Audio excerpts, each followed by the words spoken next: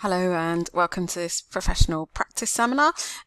So this is your pre-placement session and it's very much about the placement process. So this is something that's going to be useful for you to revisit just before you go out on placement so that you're aware of all the details of the process. So we'll be signposting you to a variety of documentation and resources that you're going to need before you go out on placement. So before you watch this screencast, there are a variety of e-activities that we've signposted you to on the Blackboard site, so you need to complete those before you listen to this, and hopefully some of the things we've got you to think about there some of the answers might be within this screencast. So, this is our aims. So we want you to understand the paperwork and processes related to placement. Think about the key professional issues relevant to being on placement, particularly around your responsibilities. Know how and who to contact whilst you're on placement, and just some signposting advice around things like expenses. So you're supported on placement by two different teams. We have the administrative team and the academic team. So here's the contact details for email and phone number for the admin team.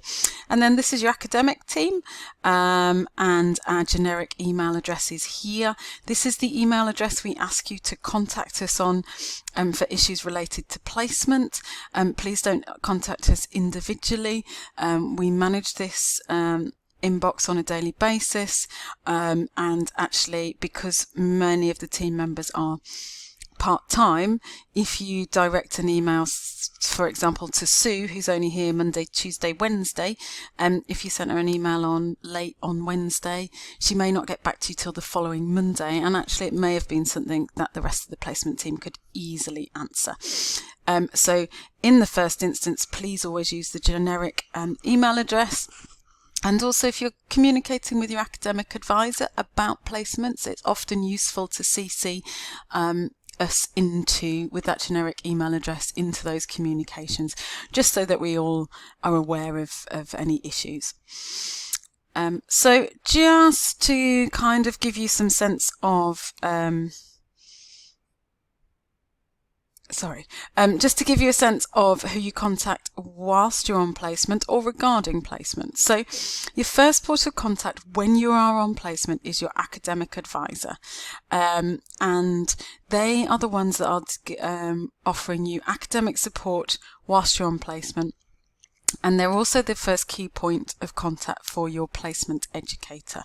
So if there are any issues or concerns regarding the placement itself, whether that's from yourself as the student or whether from your practice educator, the academic advisor is the first port of call. Now, as you'll see later, some of your responsibility in the first week of placement is to ensure that your academic advisor has contact details for your practice educator and vice versa. That's really, really important part of the process, so that we all know who to communicate with. Your academic advisor is also who you get in contact with any questions around the assessment process. And again, I think it's useful to involve the placement team in those sorts of inquiries. Your academic advisor may or may not involve the academic placement team as required in any of those issues. Now, in terms of organising and allocations for placements, that again, academic advisors can be really useful to discuss things with, and they can take it to the placement team, or you may well want to discuss things with the placement team directly. This would include self-sourcing of placements, so we will send you out dates, and we already have done for the first placement, round preferences, requirements, if you have any carer responsibilities, etc., and if you're wanting to self-source a placement. We work very closely with our placement administration team. They are the first port of call for questions around allocation, i.e. location, name of practice educator, etc. And they are the port of call for your contact details for the placements.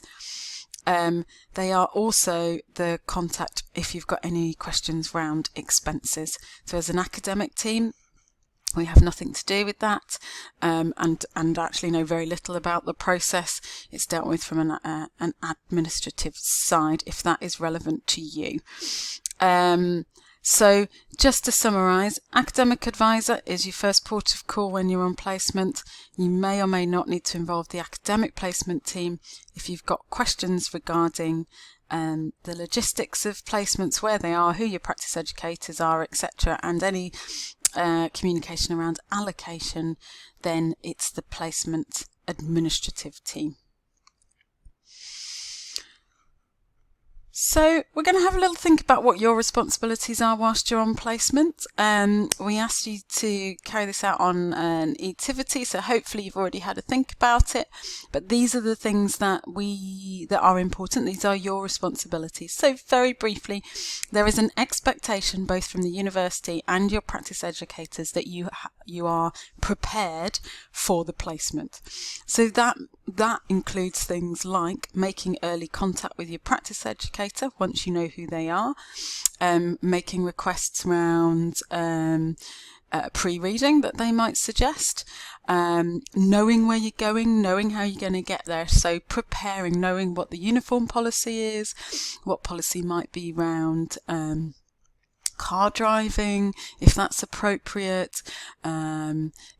It might be around what expectations they have of hours that you're going to be working. So we do say that you should mirror the working hours of your practice educator. There is some scope for negotiation, but it is a negotiation. It is not you saying I cannot do X, Y and Z.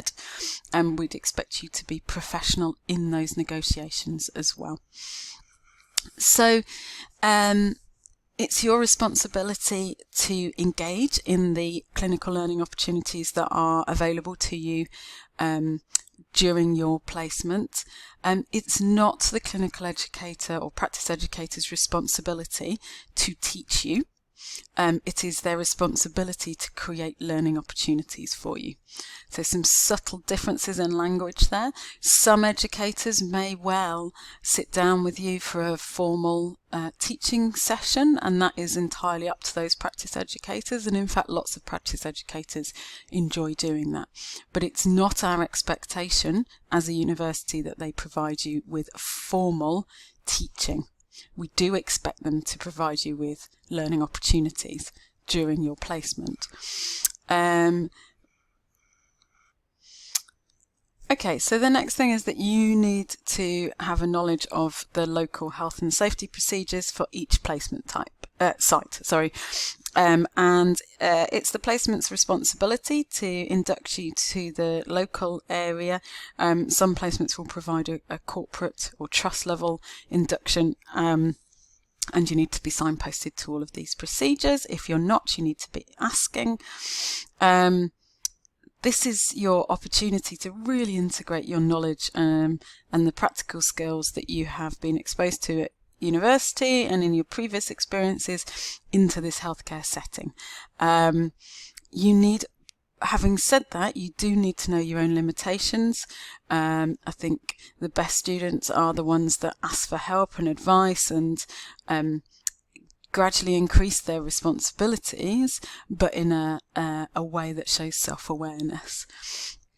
It's an opportunity to really work on your communication skills. That's with your patients, your team members, family members, carers, etc. And be able to really shine from a communication point of view.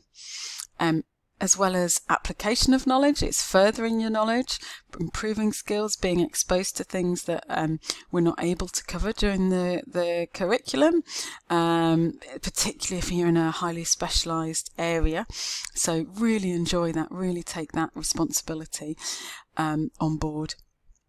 It's the development of your professional attitudes and behaviours. This is something that we take very seriously, and your practice educators will take very seriously as well. So some of that professional behaviour is around your own development, and to be on top of your own development you need to be undertaking self-appraisal and thinking about strengths and weaknesses, particularly important when you're building on your placement experiences. So something we ask you to do at the beginning and then would suggest you update immediately the end of each placement so that you can build on it on the next one. So using kind of SWOT analysis tools.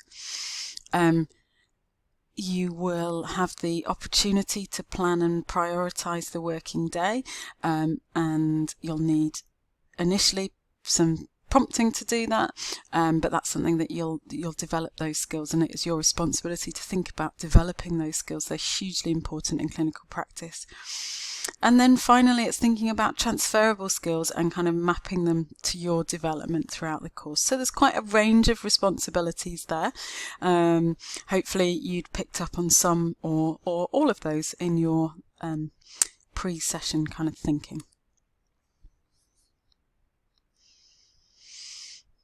So you may have some questions about allocation of placements. So you'll have a mixture of local, commutable and live-away placements over your, sorry, that should say 2-year course, and that we are guided by what the CSP states that students need to be exposed to. So your allocations will provide a mixture of inpatients, outpatients and community placements. And when we're doing the allocation, we make sure that we have allocated on that basis. We do take into account carers' responsibilities, and we would also look at requests. So if you have a particular specific areas that you're interested in, for example, paediatrics is a really common area that people would like to get experience in, we try very hard to give people those opportunities, but there's, as you can appreciate, we have a lot of placements to allocate, and only a certain pool to allocate from. So we can't always meet those requests, but we do take them into consideration.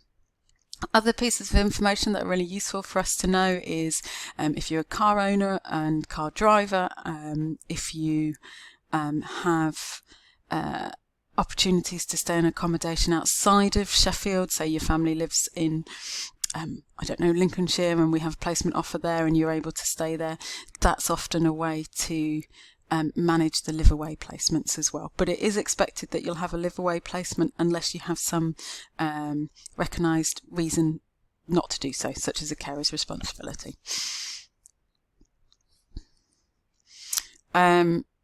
Much of the advice around kind of travel and accommodation would come from the administrative team, so they have a lot of information about where you might be able to stay. You're welcome to arrange accommodation with family members or friends or in private accommodation, and you might want to consider sharing costs or accommodation with your peers. So as I say, the admin team are the people to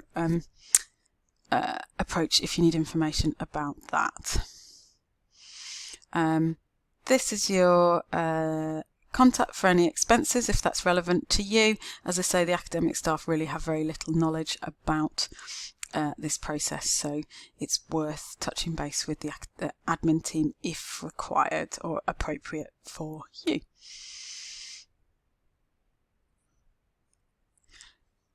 So I'm just going to stop this screencast here. So this is screencast 1, and then in screencast 2 we'll be thinking about more of the process from a paperwork point of view. So thank you for listening, and I'll speak to you again in screencast 2.